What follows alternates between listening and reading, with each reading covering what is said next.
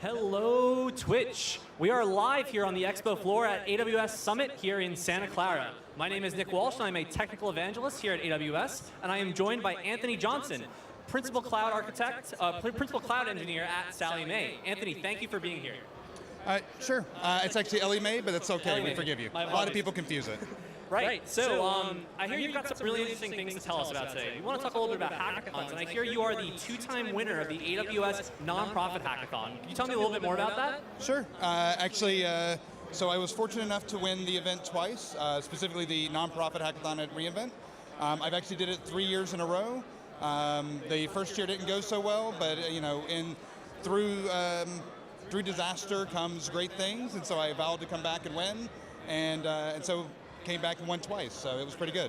Awesome. It sounds like quite the adventure. What did you change from year one going into year two that enabled you to have so much success? Sure.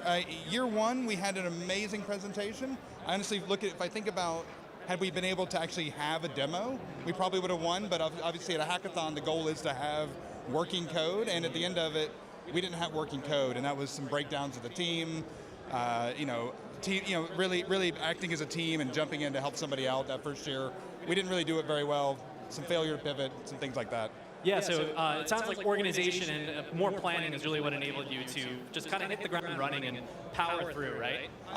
Indeed. I mean, that was really what we learned from the first year. And the second year we brought back with us more of a, we had a couple people who were more like project managers, or at least one of them that was that was their day job. Yeah. And I think really what pushed us over that edge that second year was having somebody who could organize the team and really keep tabs on execution and making sure that we kept to our deliverables. It's almost like an agile sprint in a time box, 12, 16, 15-hour period. Yeah, and hackathon's obviously a very stressful environment, but if you can keep it all together, sometimes you can be able to build some really amazing things.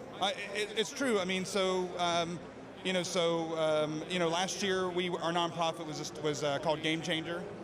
They helped kids who are in unfortunate situations in hospitals and bring them game consoles. And so we put together sort of a platform to help them test their Twitch integration of all things. And then we also put together ways for them to do social media outreach with some other sort of making use of avatar profile pictures on Twitch as well for donations and things like that. So it was a really, really fun event. We got to do some amazing stuff. Awesome, that sounds great. So I hear outside of AWS hackathons, you help at Ellie Mae organize some of your own internally. Let's speak to that a little bit. Yeah, it's great actually. What I like hackathons. I like the energy they bring to a company, the morale they boost. And so about 3 years ago, Ellie Mae had a hackathon I was not involved with.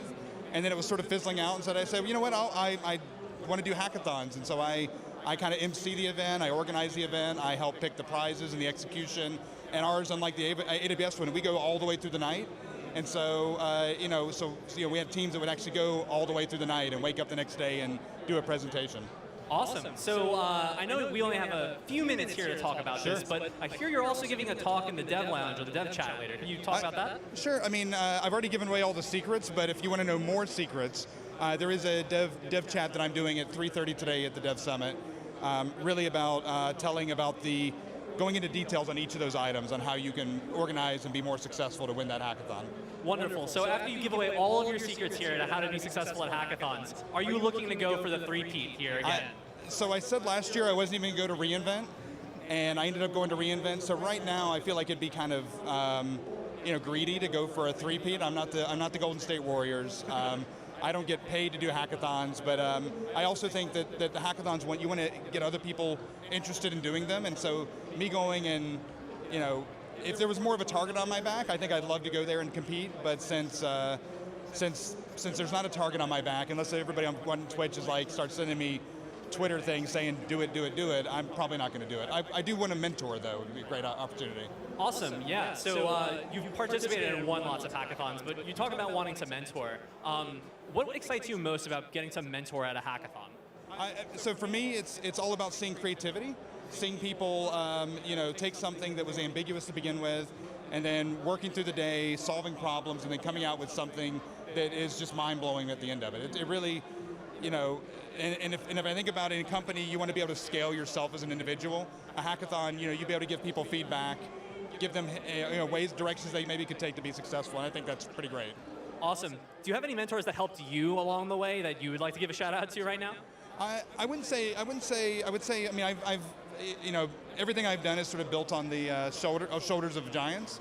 I mean, so it's everybody who knows they've already been recognized, but you know, they know who they are. Awesome. Anthony, thank you for joining me. It's been great talking. That's going to be it from us here down on the expo floor. Going to be throwing it back to the desk for our next session.